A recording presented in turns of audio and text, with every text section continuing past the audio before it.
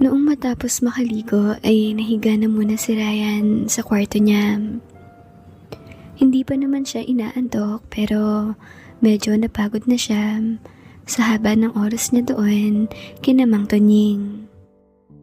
Idagdag pa na may ginawa sila ni Patricia at wala siyang sinayang na segundo sa pagkakataong iyon para wala siyang pagsisihan.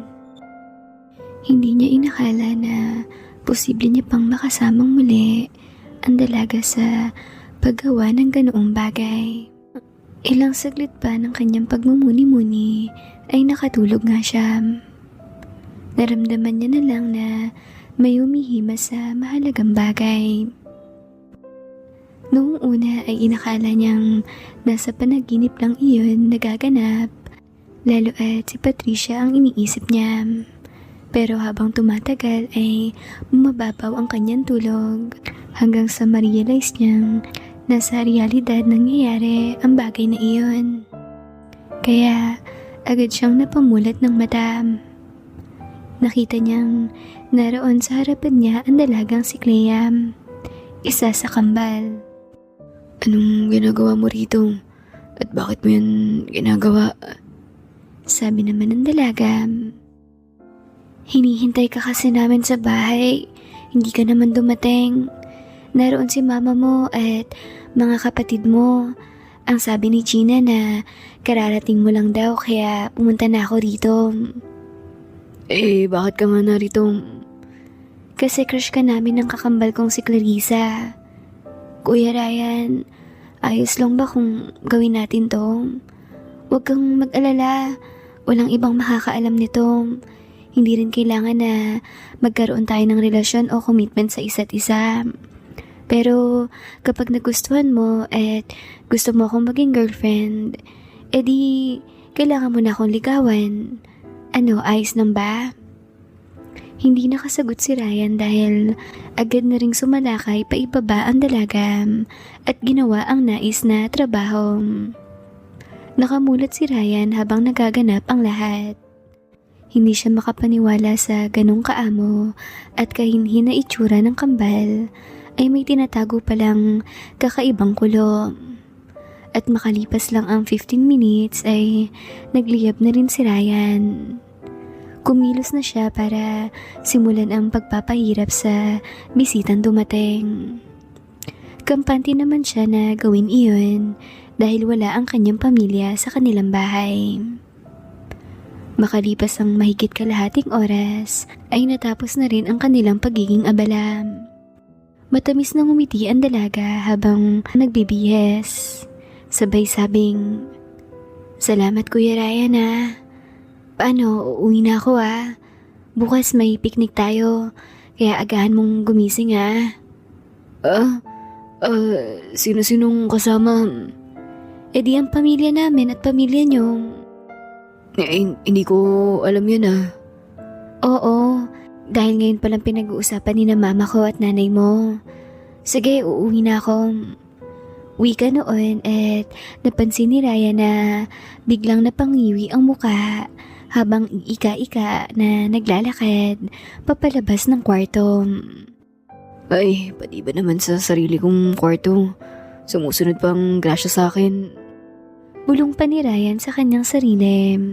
Tapos muli nang ipinikit ang mata at nagtuloy-tuloy na nga ang kanyang tulog hanggang sa umaga. Noong dumating kasi ang nanay niya ay saglit siyang tiningnan noon sa kwarto. At noong makitang malakas na siyang humihilik ay hindi na siya inistorbo dahil inakala nilang umuwi si Ryan ng lasing. Kinabukasan, pasado 6:00 ay naramdaman ni Ryan na may mga tumatalon sa kama niya. Noong magmulat siya ng mata, ay sina Gina at Warren iyon. Uy, ano ba kayo? Ang aga-aga nang iistorbo kayo. Kuya, gising na raw sabi ni nanay dahil may picnic tayo. Hindi ba sa'yo sinabi ni Ate Clea kagabi? Pumunta siya rito para ipaalam sa'yo na may lakad tayo ngayon. Oo, sinabi niya. Isa pang istorbo yun. Pumunta lang dito para sabihing may picnic tayo ngayon. Pasensya na kuya.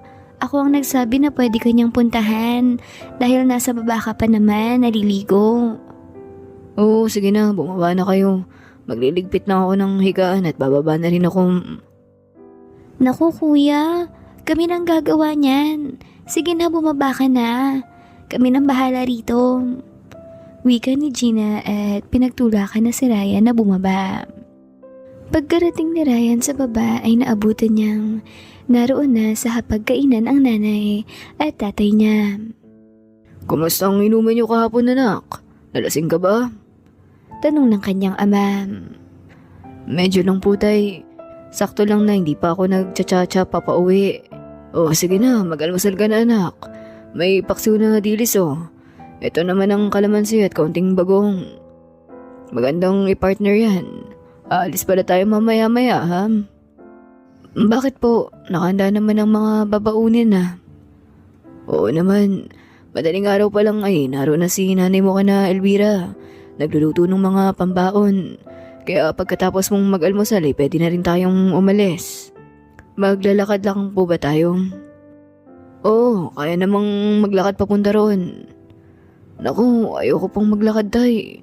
Napapagod pa ako eh. Hiramin ko na lang po ang bangka nila, Mang Tonying. Eh di sige, doon na lang din isa kayong mga pagkain para wala nang bibit-bitin. Maglalakad na lang kami tapos isabay mo na sa bangka ang kambal at ang mga kapatid mo, ha? Tay, magsabay-sabay na tayo lahat sa bangka. Maluwag naman ang bangka nila at kakasya tayong lahat. Eh di sige, sabihan ko sina Elvira na doon na magpatuloy sa tabing dagat. Doon ka na, Tonying. Sige po pa. Sagot ni Ryan at agad nang nag-focus sa pagkain. Noong makatapos ay agad siyang nagtungo sa tabing dagat upang kausapin si Mang Tonying. Pagkadaan niya sa may tindahan nila Patricia, ay naroon ang mag-asawang si Nelly at si Lucio. Sabi pa ni Aling Nelly, "O Ryan, magandang umaga sa iyo. Salamat nga pala sa pagkain, ha." Sabi ni Patricia, "Ikaw raw ang nagpahanda kahapon kina Marayan." Opo, walang anuman po. Si Patricia po, bakit hindi ko po yata nakikita? Ayun, nasa higaan niya pa. Mataas ang lagnat mula pa kagabi. Nanibago yata sa pag-inom ng alak kaya nilagnat. Ganun po ba? Sige po, tuloy na po ako. May mahalaga kasi akong sadya ka na, Mang Tonying. Sige. Sagot pa ni Aling Nelly. Noong makalayo ay iiling-iling naman si Ryan. Naku, mukhang napasobra yata ang ginawa ko kay Patricia. Nilagnat na naman eh. Bulong niya pa sa kanyang sarili. Noong makarating siya sa harapan ng bakuran, ay nakita niyang nagkakape si Mang Tonying at Aling Mariam. Magandang umaga po. Magandang umaga rin sa'yo, Ryan. Anong atin? Bakit ang aga mo yatang pumasyal rito? Mang Tonying, hindi mo po ba gagamitin yung bangka mo? May lakad kasi kaming ng pamilya ko. Magpipiknik raw sa likurang bahagi ng isla. Ganun ba? Eh di sige, tamang-tama. Kalilinis ko lang yun kahapon. Magkano po, Mang Tonying? Nako, kung makamagkano ka naman, Ryan, para kang others. Magkano nga po ho? Kahit bigyan mo na lang ako ng 4 na litrong gasolina mamaya pagka uwi nyo. Okay, sige po. Ako na pong bahala sa dagdag. Sunduin ko na po ang mga kasama ko. Wika ni Ryan at muli na siyang naglakad papunta sa bahay nila. Pagkarating niya nga sa bahay nila, ay naroon na sina Aling Elvira, Clea at Clarissa. Litaw ang mapuputing hita ng tatlong dahil pare-parehong nakasuot ng maong na shirts at fitted na t-shirt. Matapis ang ngiti sa kanya ng kambal. Sabi naman ni Mang Tensyom, Ano anak, nakairam ka ba ng bangka? Opo tay. Tumingin naman iyon sa mag-iinam. Elvira, pwede na kayong tumuloy sa tabing dagat. Ang bangka ni na Tonying ang gagamitin natin. Oh sige, mauuna na kami roon. Wika pa ng ginang at inaya na ang mga anak na tumuloy na sa tabing dagat habang dala ang mga baon. Sabi naman ni Aling Sara, Ryan anak, Magdala ka ng tuwalya mo ha at bihisan. Naku nay, bakit may bihisan pa? Maghapon naman tayong maliligo roon. Tapos sa kinahaponan ay uuwi na. Wala rin naman tayong pagbabanlawan ron. Kaya tuwalya na lang sigurong dadalhin ko para may maikupo kapag ginanaw. O sige, bahala ka. Sige, tara na. Mas maganda kung maaga tayo roon para hindi pa mainit. Mas mahaba rin ang oras ng paliligo. Noong mailak na nila ang pintuan ng bahay ay magkakasabay na silang naglakad papunta sa tabing dagat. Pagkarating sa bangka ay doon na si Ryan pumesto sa likuran. Dahil siya ang hihila ng angkla at ang tatay niya naman ang bahala sa pag-ooperate ng makina. Makalipas ang 20 minutes na biyahe ng bangka ay narating na nila ang likurang bahagi ng isla kung saan sila naligo dati kasama sina Jake, Roxy at ang babaeng inarkila nila. Naalala niya naman tuloy si Roxy at ang mga nangyari sa kanila sa may kuweba sa bahaging iyon. Pagkarating roon ay tulong-tulong na sa pagdidiskarga ng mga gamit at pagkain. Ang kambal at mga kapatid ni Ryan ay agad nang naligo. Noong may diskarga na ang lahat ay naupo si Ryan sa may bato malapit sa kanyang ina. Anak, hindi mo na-miss maligo sa dagat? Hindi naman po masyado nay. Padalas mag-beach na Tito Jake doon sa Maynila. Kahit sa company outing ay kasama ko. Pero ang totoong na-miss ko ay ang ganito. Yung magpipiknik na kasama kayo at makikitang nagtatampisaw sa dagat ang mga kapatid ko. Alam mo anak, sobrang proud ang dalawang yan sa'yo. Ipinagmamayabang ka nila sa eskwelahan, sa mga kaklase at mga guro nila. Sa tingin ko nga, sa kanila nanggaling ang chismis na mayaman ka na sa Maynila. Kaya may ganong kwento. Sa kakayabang ng dalawang kapatid mo sa mga nakakausap nila. Hindi mo rin sila masisisi anak. Kahit kami rin naman ng tatay mo ay sobrang proud sa'yo. Maging ang mga kakilala namin ay naiinggit. Dahil ang mga anak nila ay kung hindi nalulong sa bisyo, maagang nakabuntis o nabuntisan. Samantalang ikaw, saksi raw silang lahat sa pagsisikap mo magmula noong kargador ka pa lang sa Pierre. Salamat anak ha, sa pagiging mabuting anak at sa mga pagpa-priority mo sa amin sa lahat ng oras. Wala po yun ay.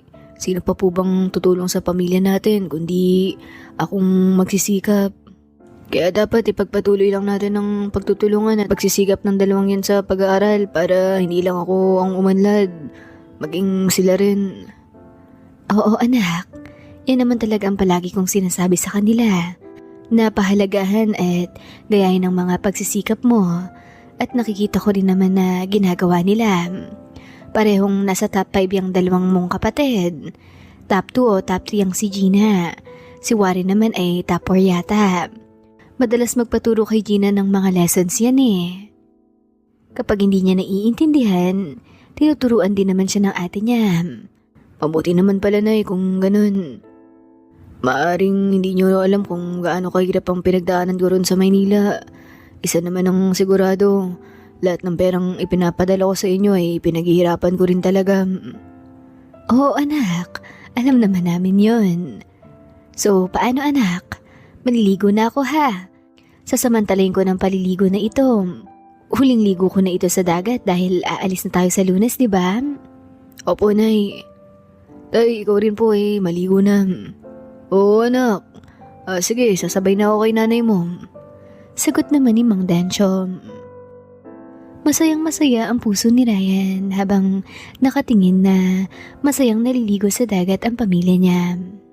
Maging si Aling Elvira ay naligo na rin. Kaya si Ryan na lang ang naiwan sa pwesto nila. Kaya naisipan niyang kumuha ng maruya sa Tupperware at kumain habang may katabing coke na katamtaman lang ang lamig. Sumapit ng 11:00, nagsiaho na ang lahat para magsikain. Nagugutom na raw. Sabi naman ng dalagang si Clea, Kuya Ryan, sama ka naman sa amin mamaya. Doon tayo sa kabilang bahagi maligo. Ikot tayo papunta roon, okay lang? Sabi naman ni Gina, dito lang kami ni Warren, Ate Clea. Hindi na namin kayang lumungoy papunta roon. Malayo na yun eh. Oo, wag na kayong sumama. Dito na lang kayo. Wika pa ng dalaga. Matapos makakain ay sabi ni Clea, Kambal, tara hanap na tayo ng bayabas sa itaas banda. Oo, sige. Tara Kuya Ryan, samahan mo kami. Baka may mga lalaking nakatambay ron eh. Sabi naman ni Aling Elvira, Ryan, kung pwede makisuyo ha. Samahan mo sila ha. Mahirap na. Alam mo naman ng mga dalagang to. Minsan raw kasi ay may mga binatang nakatambay sa itaas. Okay po. Sagot ni Ryan at tumayo na. Agad na silang naglakad papalayo. Pero alam ni Ryan ang daang tinutumbok ng dalawang kambal. Papunta iyon sa kuweba sa itaas na bahagi, kung saan matatanaw ang ibaba. Dahil doon niya rin dinala si Roxy noong may nangyari sa kanila sa lugar na iyon. Pagkarating sa kuweba ay sabi ni Ryan, Akala ko ba mangunguha kayo ng bayabas? Si Clarissa naman ang sumagot. Kuya Ryan, ako rin. Gusto ko rin yung pinaranas mo kay Clea kagabi. Ikaw rin? Oo naman, para fair. Kapag hindi ka pumayag ay isusumbong ko kayo kay mama. Sabi naman ni Ryan. Clea, akala ko ba wala kang pagsasabihang iba? Wala nga, hindi naman iba sa akin si Clarice. Kambal ko siya. Karugdong ng pusod ko. Kaya kung ano meron sa akin o naranasan kong masaya, ay gusto kong maranasan niya rin. Sige na Kuya Ryan, pagbigyan mo na siya. Aalis ka na sa Lunes, diba? Minsan lang kami magiging ganito dahil alam namin hindi mo kami sisiraan sa kahit kanino at hindi makakalabas kung ano man ang mga ginawa natin, lalo at aalis ka na. Hindi rin naman namin ito gagawin sa ibang lalaki dahil baka ikapahamak lang namin o maging chismis pa kami sa buong bayan natin. Sige na please. Wika pa ni Clea. Ay, sige na nga. Yung dalawa talaga. Akala ko napakahinin niyo. Pero may kakaibang kulo pala kayo. Sinong tao bang walang kulo? Lahat naman ay meron, di ba? Pero inilulugar dapat ang kulo sa tama. Hindi yung kung kani-kanino na lang. Oh, sige na. Pumapayag na ako. Wika ni Ryan. Agad namang lumuhod ang isang kambal at alam na ni Ryan ang nais noong gawin. Kaya hinayaan niya na lang. Noong una ay isa lang, pero noong naglaon ay magkatuwang na sa pagtatrabaho ang dalawang kambal. Kaya naman halos makalimutan ni Ryan ang realidad dahil sa kanyang dinaranas. Noong makatapos ay sabi ni Ryan, Ano, okay na? Opo kuya, thank you so much ha. Sobra pa sa okay. Eh di, sige, doon na tayo tumambay sa kabilang bahagi ng likuan. Dahil baka pumunta pa rito si mama nyo o di kaya si tatay ko at dito pa tayo mahuli. Baka anong isipin nila. Tumawa naman ang kambal. Conservative ka pala Kuya Ryan no? Daig mo pang isang dalagita. Kami nga na mga babae, hindi nag-aalala na may makahuli. Ikaw na tuloy. Oo naman, kaya tara na. Kuya Ryan, pakialalayan ako. Masakit ilakad eh. Daing pa ni Clarissa. Sabi naman ni Clea, Ano sulit ba ang sakit? Oo, sulit. Hindi ko ito pagsisisihan. Sagot naman ng isa. Tapos inalalayan na nga ni Ryan papunta doon sa kabilang bahagi ng pampang. Si Ryan na lang mag-isa ang naligo dahil nakaupo pa ang dalawa sa may batong. Iniinda ang nabugbog at napunit nilang kalamnan. Sumapit ang 5:00 ng hapon, bumalik na sila sa may harapang bahagi at nagtulong-tulong na sa paglilipat ng mga gamit. Tsaka na sila umuwi sa sentro ng lugar. Hinayaan na lang muna ni Ryan na mag-uwian na ang mga kasama niya dahil inihintay niya pa si Bio na inutusan niyang bumili ng gasolina pambayad kay Mang Tunying. Pinagkapirin muna niya si Mang Tunying habang naghihintay. Noong makabalik si Bio ay ibinigyan iyon ni Ryan ng 200, tapos 500 naman kay Mang Tunying. Karagdagang bayad sa arkila sa bangka. Para saan to, Ryan? E di, karagdagang arkila po. Ikaw talaga. Bumili ka na nga ng gasolina, nagbayad ka pa ng pera. Opo, Mang Tunying. Ayos lang po yan. Sige po, uwi na po ako. Salamat sa pakape. Sige Ryan, ingat ka ha. Pagkarating sa bahay ay naligo na si Ryan at nagpahinga na muna sa kwarto niya. Ilang araw ang lumipas hanggang sa sumapit na nga ang araw ng pag-alis ni Ryan. Umaga ng Lunes, naroon na ang buong pamilya ni Ryan sa harapan ng bangka. Nababiyahe papunta ng Bulan Sursugon. Dahil sa nagre-ready pa lang naman ang mga pahinante, kaya tumakbo muna si Ryan sa bakuran nila Mang Tunying. Naroon ang buong mag-anak, pati na rin si Biom. Mang Tunying, paano ba yan? Oras na naman para maalam. Oo nga Ryan, salamat sa lahat Ryan ha. Ipagdarasal namin ang tagumpay mo at ang iyong pamilya. Maraming salamat po Mang Tunying. Ito po, muling panlibre ko sa inyo. Pambili niyo po ng bigas. Wika ni Ryan sabay lagay ng 2,000 pesos sa kamay ni Mang Tunying. Tila maiiyak naman ang mag-asawang Tunying at Maria. Sabay sabi ni Aling Mariam, "Ay, kakaiba ka talaga Ryan. Nag-iisa ka lang yata sa mundo no? Sana hindi ka magbago ha." Kayo rin po Aling Maria, para sa akin, nag-iisa lang din ng pamilya niyo na hindi ako itinuring na ibang taong. Kaya pamilya na rin ang turing ko sa inyo. Sabi naman ni Mang Tunying, "Ay nako po! Lang ako naiiyak sa pag-alis ng isang taong hindi ko naman kamag-anak." "Halika nga rito Ryan, ay payakap ako." Wika ni Mang Tunying sabay yakap kay Ryan. Maging si Aling Maria at Bio ay umakap na rin ng mahigpit kay Ryan. Nang may magsalita sa likuran, "Pwede rin ba akong makayakap? Mamimiss ko rin si Ryan eh." Pagkalingon nilang lahat ay nakita nilang naroon na si Patricia. Umiiyak na rin. Agad namang kumalas sina Bio at Aling Mariam para bigyan ng pagkakataon si Patricia na yumakap kay Ryan. Ibinukas naman ni Ryan ang kanyang mga braso at agad lumapit si Patricia at yumakap ng mahigpit habang umiiyak. "Ryan, mamimiss kita. Sana huwag kang magagalit sa akin at huwag mo rin akong kakalimutan. Huwag mo ring isipin na hindi kita mahal dahil hindi ako pumayag na ipagpatuloy ang relasyon natin. Kung gaano kita kamahal noon, ay mas lalo pa yung lumalim habang tumatagal.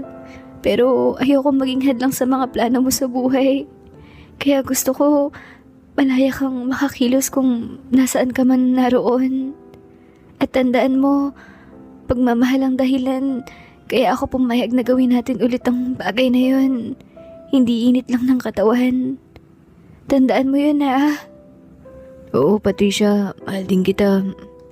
Maiksing sagot ni Ryan dahil nahihirapan na siyang magsalita dahil umiiyak na rin siya. Tapos, bumusina na ang mga pahinante sa bangka. Sabi ni Mang Tunying, "Oh Ryan, tama na yan. Aalis na ang bangka mo. Malayo lumangoy mula rito papuntang mainland." Agad nang kumalas si Patricia. "Patricia, mag-iingat ka palagi "Oo, ikaw rin Ryan Sagot pa ng dalaga. Tumango naman sila Mang Tunying at pinapamadali na si Ryan na umalis dahil siya na lang ang hinihintay ng mga pahinante. Kaya agad nang tumakbo si Ryan papunta sa bangka habang nagpupunas ng luha. Pagkasakay ng bangka ay sabi ni Aling Sara, "Anak, girlfriend mo ang anak ni Nelly na si Patricia." "Ex-girlfriend po, Nay." "Ha? Ay, paano iyon nangyari? At hindi namin alam iyon." Sabi naman ni Mang Densyong, "Ay nako, tumahimik ka nga muna Sara. Kita mong nagluluksa pa ang puso ng tao. Panay interview ka naman. Tsaka ex-girlfriend na raw, di ba? Kaya wag na nating alamin. Ay, sige. Maiksing sagot pa ni Aling Sara at tinitingnan si Ryan na nakatitig pa rin sa tabing dagat at naroon kumakaway ang pamilya ni Mang Tunying kasama si Patricia. Ayun my loves, nakakaiyak naman ang last part nito. Iba talaga ang pakiramdam kapag nasa moment ng pagpapaalam. Kaya my loves, habang nariyan kapiling nyo pa ang taong mahal nyo, ay patuloy nyong ipadama ang inyong pagmamahal. Hindi yung tsaka nyo lang sasabihin. My loves, siguradong hindi ka pa nakasubscribe sa channel na to. Dahil bago lang to, mag-subscribe ka na agad ha. Para wala kang malampasan sa mga upload ko rito. Salamat my loves. Take care and bye-bye.